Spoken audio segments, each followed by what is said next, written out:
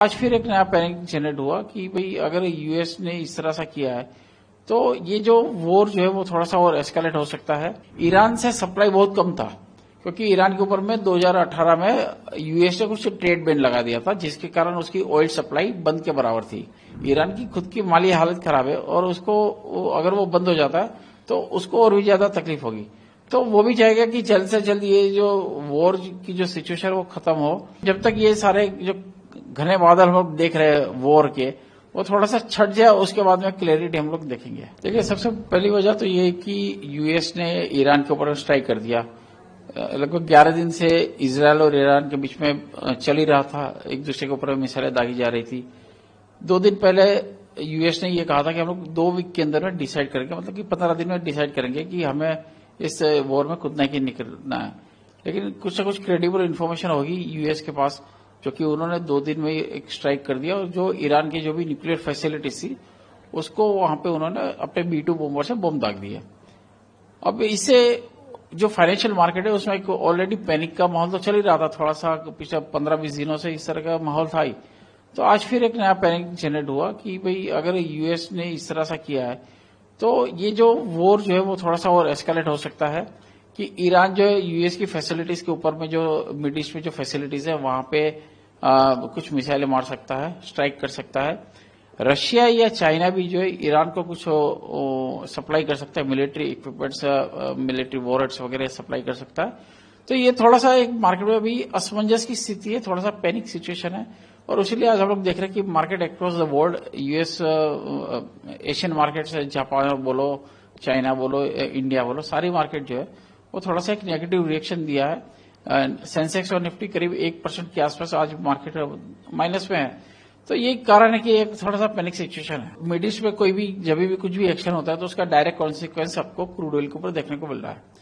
पिछले दिनों में अगर 1 महीना पहले देखे तो क्रूड ऑयल में काफी बड़ी गिरावट आ गई थी कि एक सप्लाई गलत था, लेकिन अचानक जो है वो सप्लाई जो है वो थोड़ा सा चौक होती हुई दिख रही क्योंकि वो जो अगर जो शिप का जो वो वे है, वो जो रास्ता है, अगर वो बंद हो जाता है कुछ समय के लिए तो एक सप्लाई के ऊपर में थोड़ा सा एक दिक्कत होगी।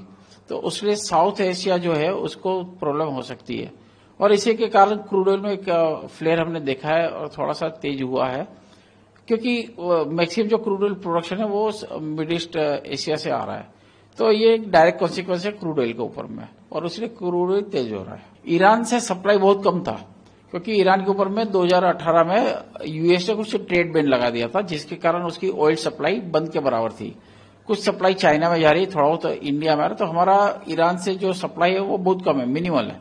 तो हमें कोई ज्यादा फर्क नहीं पड़ने वाला। अगर वो रूट बंद भी हो जाता है, जो स्टेट ऑफ हॉर्मुज की हम बात करें, अगर वो रूट बंद भी हो जाता है तो हमें कोई फर्क नहीं पड़ने वाला है। वो फर्क ईरान को ही पड़ेगा क्योंकि उसकी जो इकोनॉमी है वो स्टेट ऑफ हॉर्मुज के ऊपर डिपेंड करती है।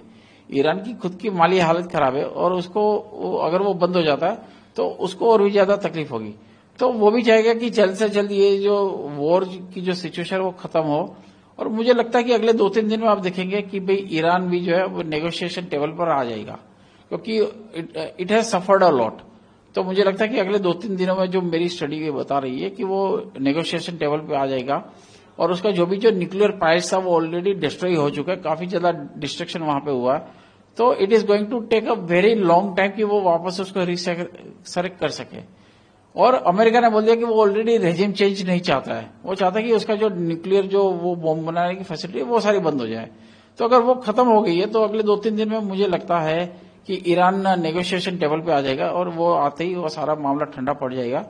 तो उससे मुझे लगता है कि जो अभी जो क्रूड ऑयल की सप्लाई की जो बात कर रहे हैं वो कोई ज्यादा फर्क पड़ने वाला नहीं, वो एज इट इज चलता रहेगा। जब से इंडिया पाकिस्तान का फ्लेयर अप हुआ था पिछले महीने में और आज तक देखे तो लगातार ये जो 1-1.25 महीना का जो पीरियड है ना वो कहीं ना कहीं एक वॉर की सिचुएशन लगातार देखते रहे हम लोग।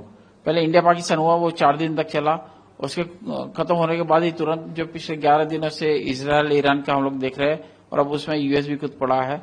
तो ये सारी सिचुएशन काफी ज्यादा फ्लूइड हो गई है और उसमें मार्केट भी अगर आप देखो तो काफी समय से ये 1-1.5 महीना वो एक ही रेंज में ट्रेड कर रही है क्योंकि कोई अभी ट्रिगर नहीं है मार्केट को ऊपर या नीचे जाने का। वो उस रेंज में फंसी हुई है क्योंकि एक असमंजस की स्थिति, कंफ्यूजन की स्थिति सब जगह पे प्रिवेल कर रही है। तो अगर कोई ट्रिगर आता है, कोई बड़ा ट्रिगर, नेक्स्ट ट्रिगर जो भी डेवलप होगा तो उसके बेसिस के ऊपर में मार्केट में अप मूव या डाउन मूव बनेगा। 25,300 जो है वो निफ्टी के लिए काफी क्रूशियल लेवल है, 82,000 सेंसेक्स के लिए क्रूशियल लेवल है। इन लेवल के ऊपर चलने के बाद मुझे लगता है कि मार्केट में एक अच्छी तेजी हमें देखने को मिलेगी। इन द मीन टाइम जब तक ये सारे जो घने बादल हम लोग देख रहे हैं वॉर के, वो थोड़ा सा छट जाए, उसके बाद में क्लैरिटी हम लोग देखेंगे।